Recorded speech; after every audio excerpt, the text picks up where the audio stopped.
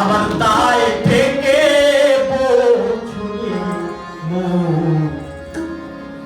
মন আল্লাহ গনি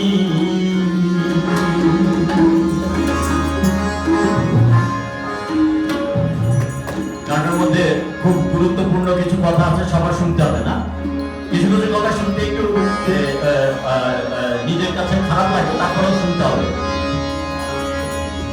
আমার দায় থেকে আল্লাহ গনি আগা কেটে হলি মুসলমান,